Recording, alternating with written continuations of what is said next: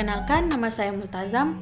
Saya stambuk A11120074, kelas B, Prodi Pendidikan Bahasa dan Sastra Indonesia, Fakultas Keguruan dan Ilmu Pendidikan. Apa itu kritik sastra? Kritik sastra berasal dari dua kata. Kata kritik berasal dari bahasa Yunani, kriste, yang memiliki arti hakim. Kata krites itu juga berasal dari kata krinen, yang memiliki arti menghakimi. Sementara itu, kata kriterio di dalam kirtes memiliki arti dasar menghakimi. Ada juga bahasa Yunani kritos yang memiliki arti hakim kesusastraan. Pengertian kritik sastra yang merupakan salah satu cabang ilmu sastra ini biasanya berlaku untuk menghakimi suatu karya sastra. Selain menghakimi suatu karya sastra, kritik sastra juga berperan untuk mengkaji dan menafsirkan karya sastra secara lebih luas lagi. Seperti yang sudah disinggung di awal, kritik sastra umumnya dilakukan oleh seorang kritikus sastra. Tujuan kritik sastra. Berikut ini terdapat beberapa tujuan kritik sastra, yakni sebagai berikut.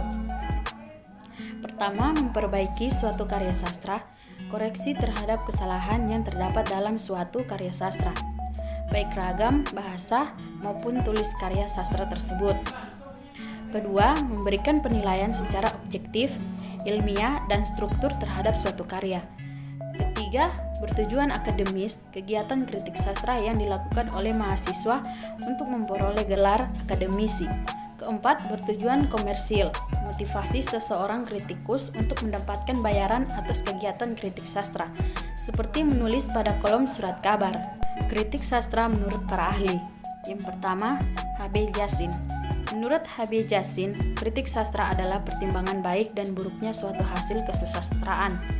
Pertimbangan yang diungkapkan H.B. Jassin ini maksudnya adalah suatu kritik sastra harus disertai alasan dan berisi mengenai isi dan berbagai bentuk di dalam karya sastra. Kedua, Widya Martaya dan Sudiyati. Sementara itu, menurut Widya Martaya dan Sudiyati, pengertian kritik sastra adalah proses pengamatan yang teliti, perbandingan yang tepat akan sebuah karya sastra, dan pertimbangan yang adil terhadap baik dan buruknya kualitas, nilai, dan kebenaran suatu karya sastra. Ketiga, Hauck, 1966. Hauck berpendapat bahwa pengertian kritik sastra tersebut tidak hanya terbatas pada penyuntingan, penetapan teks, interpretasi, dan juga pertimbangan mengenai nilai dari sebuah karya sastra. Menurutnya, pengertian kritik sastra itu meliputi masalah yang lebih luas mengenai apakah kesusastraan itu sendiri, apa tujuan karya sastra, dan juga tentang bagaimana hubungannya dengan setiap masalah-masalah kemanusiaan yang lain dan dekat dengan karya sastra tersebut. Keempat, Abrams, 2005. Sedangkan menurut Abrams, pengertian kritik sastra merupakan cabang ilmu yang berurusan dengan suatu perumusan, klasifikasi, dan penerangan, serta juga adanya penilaian karya sastra. Kelima, Rene Wellek dan Austin Warren. Rene Wellek dan Austin Warren berpendapat bahwa pengertian kritik sastra merupakan penelitian atau studi terhadap karya sastra atau ilmu sastra yang mencakup 3 bidang. 3 bidang tersebut antara lain teori sastra, kritik sastra, dan sejarah sastra yang terjadi dalam karya sastra tersebut. Ketiga bidang tersebut memiliki hubungan yang erat dan saling terkait. Jenis-jenis kritik sastra. Berdasarkan dengan pendekatan yang digunakan terhadap karya sastra, jenis-jenis kritik sastra dibedakan menjadi beberapa macam. Yang pertama, kritik sastra mimetik. Kritik sastra mimetik ini bertolak pada pandangan bahwa suatu karya sastra yaitu mengenai gambaran atau rekaan dari lingkungan kehidupan dan kehidupan manusia. Yang kedua, kritik sastra pragmatik. Selanjutnya, kritik sastra pragmatik memiliki dari kegunaan suatu karya sastra yang kemudian diteliti dari bidang hiburan, estetika, pendidikan, dan hal lain sebagainya. Ketiga, kritik sastra ekspresif. Sementara itu, kritik sastra ekspresif menekankan analisis pada kemampuan pengarang di dalam mengekspresikan atau menuangkan idenya di dalam wujud sastra. Biasanya, pendekatan kritik sastra ini digunakan untuk mengkaji karya sastra puisi. Keempat, kritik sastra objektif. Kritik sastra objektif adalah pendekatan untuk melihat karya sastra sebagai karya yang berdiri sendiri. Artinya, karya sastra menjadi objek yang dapat berdiri sendiri dan mempunyai lingkungan kehidupan sendiri. Fungsi kritik sastra. Diciptakannya kritik sastra terhadap suatu karya sastra tentu tak lepas dari fungsinya. Fungsi utama kritik sastra digolongkan menjadi dua. Yang pertama bagi pembaca dan kedua bagi pengarang atau penyair. Yang pertama, fungsi kritik sastra bagi pembaca. Pertama, membantu memahami suatu karya sastra. Kedua, menunjukkan keindahan atau estetika yang terdapat di dalam suatu karya sastra. Yang ketiga, menunjukkan parameter atau ukuran dalam menilai suatu karya sastra. Keempat, menunjukkan nilai-nilai, misalnya pesan moral yang dapat dipetik dalam sebuah karya sastra. Kedua, fungsi kritik sastra bagi pengarang. Yang pertama, mengetahui kekurangan dan juga kelemahan karya.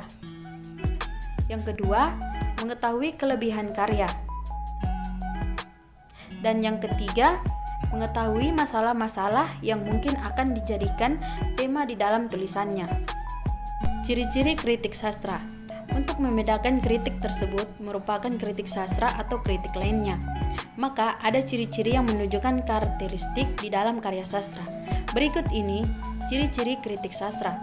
Yang pertama, bersifat objektif. Dan kedua, bertujuan untuk dapat membangun atau memperbaiki karya sastra yang dikritik. Ketiga, menjadi bahan acuan untuk dapat meningkatkan kreativitas pencipta karya sastra tersebut. Manfaat kritik sastra. Sementara itu, kritik sastra juga memiliki manfaat. Manfaat kritik sastra diuraikan menjadi tiga, yaitu bagi penyair atau pengarang, kedua bagi pembaca, ketiga bagi perkembangan sastra. Pertama, manfaat kritik sastra bagi penulis.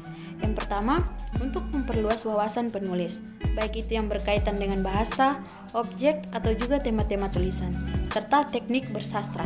Kedua, menanamkan motivasi untuk menulis. Ketiga, meningkatkan kualitas tulisan pada karya sastra. Yang kedua, manfaat kritik sastra bagi pembaca.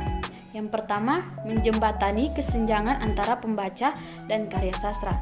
Kedua, menumbuhkan kecintaan pembaca terhadap suatu karya sastra. Ketiga, meningkatkan kemampuan dalam mengapresiasi suatu karya sastra. Keempat, membuka mata hati serta pikiran pembaca akan nilai-nilai yang terdapat di dalam suatu karya sastra. Ketiga, manfaat kritis sastra bagi perkembangan sastra.